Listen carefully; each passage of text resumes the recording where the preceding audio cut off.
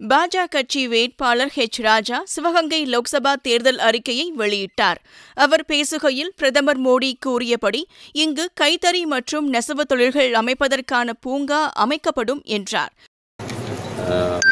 Railway அமைச்சர் திரு பியூஷ் கோயல்ஜி அவர்கள் வந்திருந்தார்கள். முத கூட்டணியினுடைய சீனியர் நிர்வாகிகளோட மீட்டிங்ல.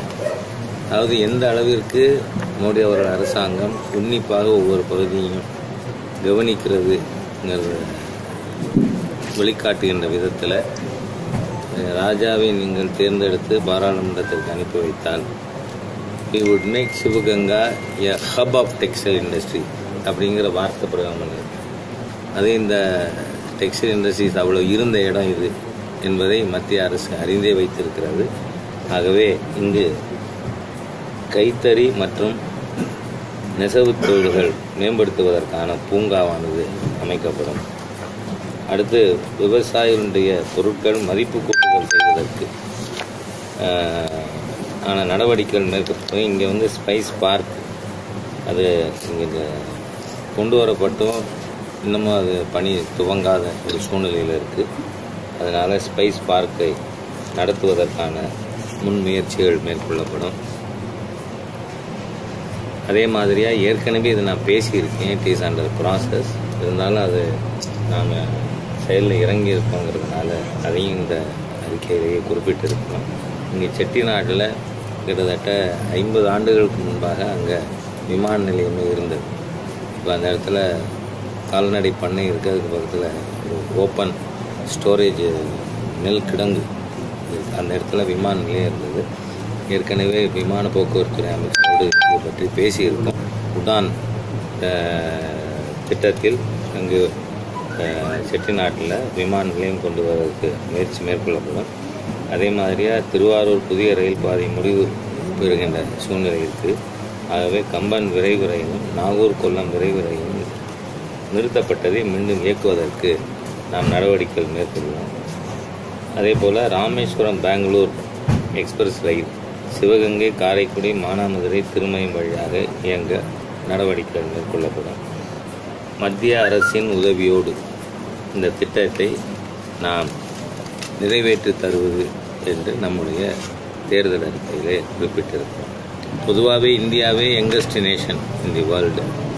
இருந்தாலும் சிவகங்கை தொகுதியில் இங்கு வேலைவாய்ப்பு குறைவாக இருக்கின்ற காரணத்தினால கடந்த 84லேருந்தே இன்னும் குறிப்பாக சொல்லப்போனால் 84க்கு முன்னாடி இருந்த பல டெக்ஸ்டைல் இண்டஸ்ட்ரி இன்றைக்கி தே ஆர் எக்ஸ்டிங்க்ட்.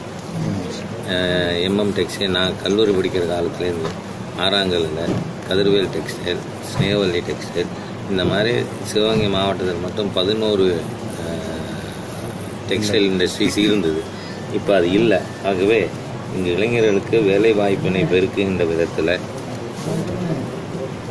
மத்திய அரசாங்கத்தினுடைய திறன் மேம்பாட்டு அமைச்சகத்தின் கீழ் வருகின்ற திறன் மேம்பாட்டு பயிற்சி மையங்கள் நம்ம தொகுதியில் 17 யூனியன் 3 முனிசிபாலிட்டி இருக்குது. ஆகவே அந்த 20 இடங்களிலும் நாம் பயிற்சி மையங்கள் வைத்து இளைஞர்களுக்கு வேலை வாய்ப்பிற்கான வழிவகைகள் செய்து கொடுக்கப்படும். அதே மாதிரி சிவகங்கை தொகுதியில்